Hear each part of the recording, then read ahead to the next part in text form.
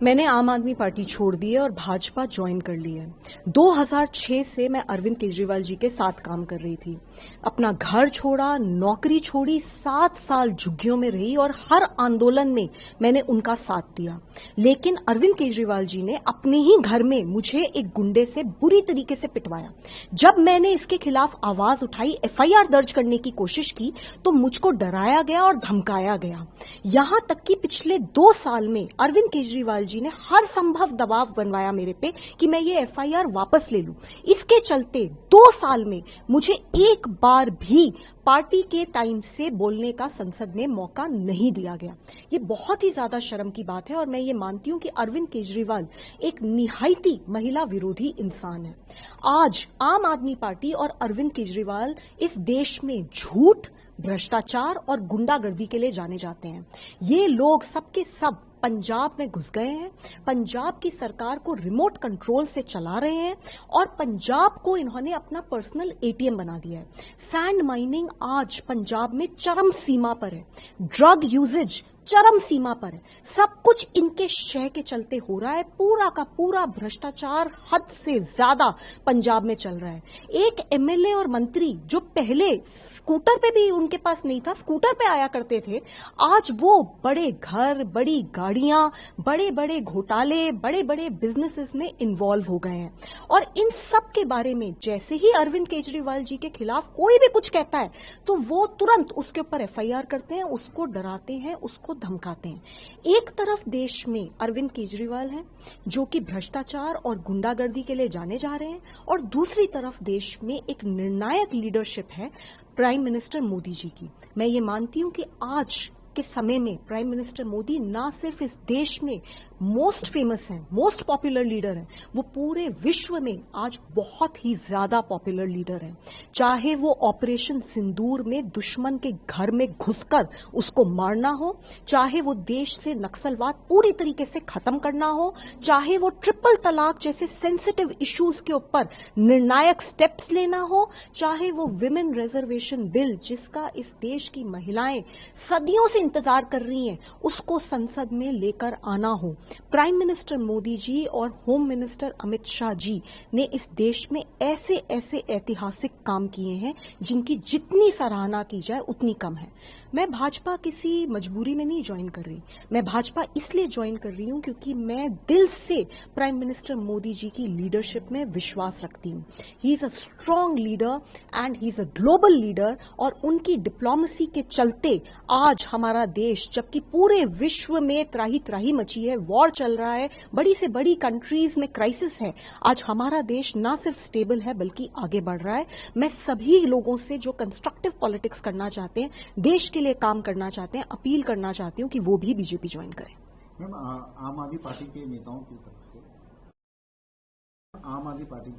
तरफ से ये आरोप लगाए गए कि पहले आप बीजेपी को क्रिटिसाइज करते थे, अब बीजेपी के साथ पार्टी में ज्वाइन कर रहे हैं। उस पर सवाल वो लोग खड़े कर रहे हैं कि आखिर क्या ऐसी वजह रही, क्या फिर एजेंसी से डर गए, ईडी का नाम लिया उन्होंने, सीबीआई का नाम लिया, कि इस वजह से ये लोग डर के कर रहे हैं या कोई लोग डर के कर रहे हैं या घबरा के कर रहे हैं, तो क्या कहेंगे आप इसके बारे? मुझे लगता है कि पूरा देश ये जानता है कि स्वाति मालीवाल किसी से नहीं डरती और इस देश में कोई ऐसी एजेंसी नहीं बनी जो मेरे को डरा दे। और पहली बात तो मेरे पे इस तरीके के कोई आरोप और केसेस ही नहीं है। दूसरी बात, ये कहना कि कोई किसी के डर के कर रहा है या कोई, ये नहीं है, ये झूठ है। क्योंकि आप ये देखिए कि अरविंद केजरीवाल जी के साथ आज तक कभी भी कोई भी अच्छा इंसान ज्यादा दिन तक टिक ही नहीं पाया। अरविंद केजरीवाल जी का व्यक्तित्व ही ऐसा है। और दूसरी बात यह है कि वो अब पूरी तरीके से भ्रष्टाचार के अंदर खुद ही लिप्त हैं। वो क्या बात करेंगे, वो किस तरीके के एलिगेशंस किसी के और के ऊपर लगाएंगे, वो पहले खुद की एक्सप्लेनेशन तो दें। जहां तक ये कहा जा रहा है कि मैं कोई डर में ऐसा कर रही हूं, तो आप ये देखिए कि मेरे को तो 2 साल पहले कितनी बुरी तरीके से मारा गया। पूरा देश जानता है कि मेरे साथ क्या क्या हुआ। इसी वजह से वो दिल्ली का इलेक्शन तक हारे, क्योंकि दिल्ली के लोग मुझसे प्यार करते हैं। दिल्ली के लोग कभी नहीं चाहेंगे कि किसी किसी महिला के साथ इस तरीके से गलत हो। लेकिन अरविंद केजरीवाल जी को तो फिर भी मैंने 2 साल दिए कि सुधर जाएंगे, हो सकता है ठीक हो जाएगा ये सिस्टम, क्योंकि मेरी पार्टी थी, मैं चाहती थी कि मैं अपनी पार्टी में रहकर ही काम करूं। लेकिन 2 साल में मैं सिर्फ अकेली महिला सांसद हूं आम आदमी पार्टी की 13 में से, और मुझे एक बार भी बोलने का मौका नहीं दिया। तो ये अरविंद केजरीवाल जी क्या बात करते हैं, किस तरीके की बात करते हैं, ये झूठ बोलते हैं, ये भ्रष्टाचारी हैं। और ये पार्टी अब खत्म है, पूरी तरीके से टूट रही है और अंदर से टूट रही है, और इसमें कोई बाहर का इंसान इन्वॉल्व नहीं है किसी को तोड़ने में।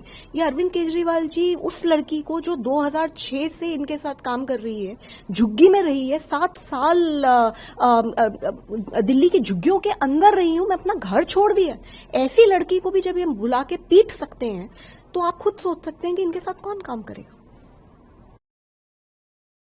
मैम, कुछ शब्दों का प्रयोग किया गया उनकी तरफ से, गद्दार तक कहा गया, क्या कहेंगे? गद्दार वर्ड आपके भाजपा ज्वाइन करने पर, हालांकि पिछले कुछ समय से आपने बताया कि किस तरह से आपके साथ जो हुआ। देखिए, मैं ये मानती हूँ कि अगर कोई गद्दार है तो वो अरविंद केजरीवाल है। जब वो शुरू करा था उन्होंने आंदोलन, तो वो एक फटी हुई पैंट पहनते थे, वो एक 2 रुपए का पेन यूज करते थे, वो बिल्कुल खटारा गाड़ी में घूमते थे, और हम सब इंस्पायर होते थे और हमें लगता था कि भाई ये इंसान देश में बदलाव लेकर आएगा। आंदोलन में कितने बड़े बड़े मीठे मीठे सपने उन्होंने पूरे देश को दिखाए और पूरा ही देश प्रभावित हुआ।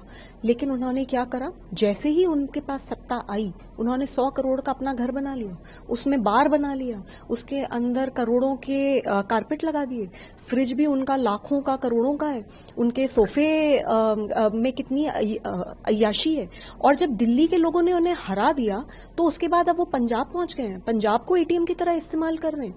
जिस आदमी से उन्होंने मुझे पिटवाया उसको Z+ सिक्योरिटी दी उन्होंने, वो आज भगवंत मान का चीफ एडवाइजर बनाया हुआ है, वो बड़ा घर, बड़ा घोड़ा, बड़ा गाड़ी, वो सब उनको मिल रही है। और आजकल अरविंद केजरीवाल जी क्या बोलते हुए नजर आते हैं कि मुझे ये घर चाहिए, मुझे ये गाड़ी चाहिए। उनका काफिला निकलता है, जो इंसान VIP प्रोटोकॉल के खिलाफ बात करता था, वो जब उनका काफिला निकलता है तो 50 गाड़ियां तो हम ही गिन रहे होते हैं, 50 गाड़ियों से ऊपर जाता है। तो गद्दारी क्या होती है? गद्दारी अपने मूल सिद्धांतों के खिलाफ काम करने को मैं गद्दारी कहती हूं, और अरविंद केजरीवाल जी से बड़ा गद्दार नहीं है। उनकी तरफ से, आम आदमी पार्टी की तरफ से ये भी कहा गया कि आप सब लोगों को सब कुछ आम आदमी पार्टी की तरफ से दिया गया। जैसे आपके बारे में कहा गया कि जैसे DCW अध्यक्ष बनाया गया, आपको राज्यसभा सांसद बनाया गया, और उसके बाद मौका मिलने पर इन लोगों ने धोखा दे दिया, धक्का दे दिया। क्या कहेंगे आप इसमें? सर, इस देश में 2006 में अरविंद केजरीवाल जी को कौन जानता था? 2012 में पार्टी बनी है। ये बहुत सारे लोग जो आए वो 2012 के बाद के आए हुए हैं। 2011 में आंदोलन हुआ, उस समय भी कुछ लोग जुड़े। 2006 में सिर्फ 5 लोग थे, उनमें से एक थी मैं। मैंने अपना घर छोड़ा, नौकरी छोड़ी। I was young, I could have done various other things. I started living in a slum. 7 साल झुग्गियों में रही हूँ और अपना खून पसीना बहाया है इस पूरे कॉज के लिए। तो बाकी किसी के लिए अगर वो कुछ कहते हैं, मैं उस पर नहीं जाना चाहती, लेकिन मेरे लिए कैसे कह सकते हैं? जब उन्हें कोई नहीं जानता था, मैं तब से साथ हूं। और अगर आज मुझे से इंसान को पिटवा कर फिकवाया जाता है और मुझे से इंसान को पार्टी टाइम नहीं देती बोलने के लिए, तो वो कैसे कह सकते हैं कि वो उन्होंने बनाया? ये एटीट्यूड कितना खराब एटीट्यूड है कि मैंने बनाया।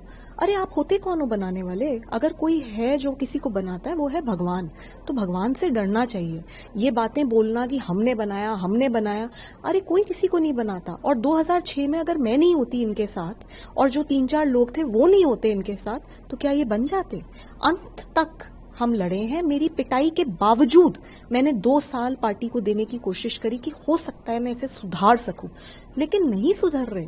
पूरा पार्टी में अरविंद केजरीवाल, उनके पैसे, उनकी अय्याशियां और उनकी गुंडागर्दी और उनके भ्रष्टाचार का बोलबाला चल रहा है। कैसे सुधारेंगे? तो इसलिए मैंने बीजेपी ज्वाइन करी है, because I am convinced in the leadership of prime minister Modi. ये भी अब कहा जा रहा है कि जो आपके राज्यसभा सांसद है, इसके लिए अब ये लोग वहां पर प्रोसीड करेंगे कि कैंसिल की जाए, चाहे आपकी हो, राघव चड्ढा की हो और बाकी। देखिए, मैंने बहुत सोच समझ के निर्णय लिया है। अभी भी विमेन रिजर्वेशन बिल जब आ रहा था तो पार्टी का स्टैंड ये था कि विमेन रिजर्वेशन बिल को सपोर्ट नहीं करेंगे। मुझे लगता है कि मेरे लिए ये बिल्कुल ही बस मतलब हद होती है ना, वो हो गया। जिंदगी भर मैंने महिलाओं के लिए काम करा है, जिंदगी भर मैंने विमेन रिजर्वेशन के लिए आवाज उठाई है, और इनका तो ये स्टैंड था, अगर मैं यही पार्टी में रहती तो मुझे इस पे भी साइन करना पड़ता कि नहीं, विमेन रिजर्वेशन इस देश में नहीं होना चाहिए। तो मैं बहुत कन्विंस्ड हूं कि आम आदमी पार्टी तो बिल्कुल नहीं, किसी भी हाल में आम आदमी पार्टी नहीं।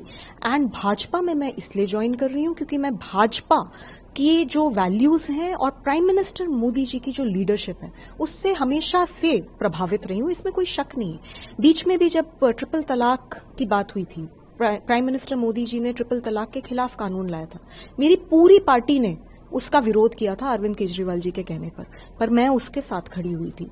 तो 370 जब आया था तब भी पूरी पार्टी ने विरोध किया था, मैं साथ खड़ी हुई थी। तो मैं हमेशा आइडियोलॉजिकली मैंने काम करा है, मैंने हमेशा सही के लिए काम करा है, सही आवाज उठाई है, और मैंने कभी गलत का साथ नहीं दिया। तो आगे भी मैं यही करूंगी, मैं सही बात करूंगी, मैं गलत का साथ नहीं दूंगी। और मैं पूरी तरीके से कन्विंस्ड हूं कि अगर इस देश को कोई आगे लेके जा सकता है तो वो प्राइम मिनिस्टर मोदी जी और होम मिनिस्टर अमित शाह जी हैं, और मैं उनकी गाइडेंस में काम करना चाहती हूँ। इसके लिए मैम की राज्यसभा सीट कुर्बान करनी पड़ेगी, जिस तरह से वो लोग बातें कर रहे हैं कि हम लोग पूरे देंगे इसमें, और आपकी सीट जो है वो रद्द करेंगे, आपकी राज्यसभा की। जी, मैंने तो निर्णय ले लिया है, आम आदमी पार्टी मैंने छोड़ दी है, मैंने भाजपा ज्वाइन कर ली है, और जो भी प्रक्रिया है उसके थ्रू ही ज्वाइन करी है। तो पहली बात तो ये हाइपोथेटिकल क्वेश्चन है, इन्हें तो ये रोज का इनका काम है कि कंफ्यूजन फैलाओ, झूठ फैलाओ, ये तो आप भी इतने सालों से काम कर रहे हैं, आप भी जानते हैं। लेकिन अगर फिर भी ऐसा कोई मोमेंट भी आता है कि हाँ भाई अगर सीट चली जाएगी तो सीट छोड़ देंगे, लेकिन अब भाजपा के कार्यकर्ता हैं, भाजपा के कार्यकर्ता बन के काम करेंगे। अगर बाकियों की बात की जाए जिसमें ये कहा गया, जैसे डिप्टी राज्यसभा सीट उन्होंने राजा सिद्धा से हटा के दूसरों को दी, और उन्होंने भी अशोक मलिक साहब ने भी जो है वो छोड़ दिया, ईडी की रेट का उन्होंने हवाला दिया। तो इस तरह से चीजें बातें कर रहे हैं, इस वजह से ये बाकी जितने भी जो लोग हैं वो सब एकजुट होकर पार्टी से हट रहे हैं, क्या कहेंगे आप? देखिए, मैं इसको ऐसे ही देखती हूँ क्योंकि मैं ये इनकी इस तरीके की श्रृंखला काफी सालों से ऑब्जर्व कर रही हूँ। आप प्रशांत भूषण जी को देख लें, आप शांति भूषण जी को देख लें, कुमार विश्वास जी को देख लें, और ऐसे अनगिनत हजारों लाखों वॉलंटियर्स हैं जो अरविंद केजरीवाल जी के चलते हुए पार्टी छोड़ के गए हैं। तो मैं तो यही मानती हूँ कि कोई भी अच्छा इंसान अरविंद केजरीवाल जी के साथ लंबे समय तक काम नहीं कर सकता। मैंने अपनी पूरी कोशिश करी, क्योंकि मैं 2006 से थी, तो मैंने अपनी पूरी कोशिश करी कि जितना इस चीज को खींचा जा सके, जितना सुधारा जा सके, जितना वहीं रहकर, क्योंकि अपना घर कोई छोड़ के क्यों जाना चाहेगा, जितना वहीं रहकर काम करा जा सके, मैंने करी कोशिश।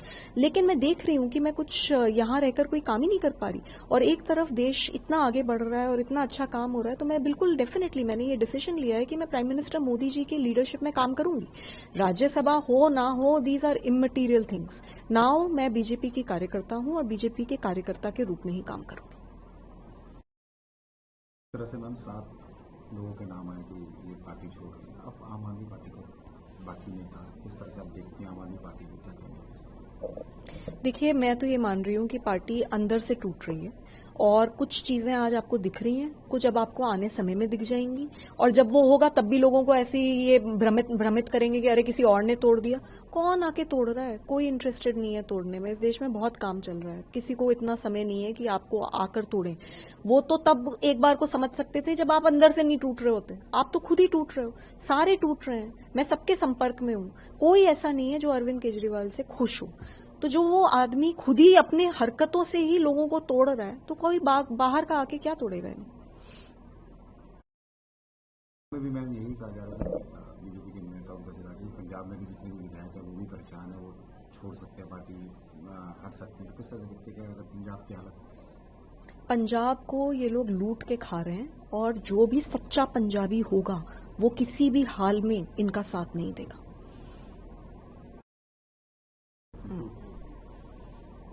मैम आज एक परवेज वर्मा जी ने कुछ फोटोज दिखाई जिसमें ये कहा शीश महल को, यानी कि जो दूसरे घर में शिफ्ट हुए हैं उसकी भी आलिशान तरीके से वो जहाँ पे केजरीवाल जी है, तो उस पर क्या कहेंगे आप? शीश महल 1 फिर शीश महल 2, किस तरह? देखिए, एक तरफ ये लोग ये आरोप लगा रहे हैं कि देखिए हमने कोई गद्दारी कर दी, हम तो छोड़ के भाग गए, और दूसरी तरफ खुद ही देखिए कि ये क्या काम कर रहे हैं। क्या ये काम करने राजनीति में आए हैं कि हमें एक शीश महल 1 कर लिया, फिर शीश महल 2 इन्होंने चंडीगढ़ में बना दिया, अब ये शीश महल 3 यहाँ पे बना रहे हैं। ये क्या चल रहा है? आप राजनीति में हैं, आप आम इंसान के मुद्दे उठाने के लिए जनता ने आपको चुन के भेजा था, और आपने जनता को ही लूटना शुरू कर दिया। ये जो इस तरीके के साजो सामान अपने घर में सरकारी पैसे से आ रहे हैं, ये तो आम टैक्स पेयर्स के पैसे से आ रहे हैं ना।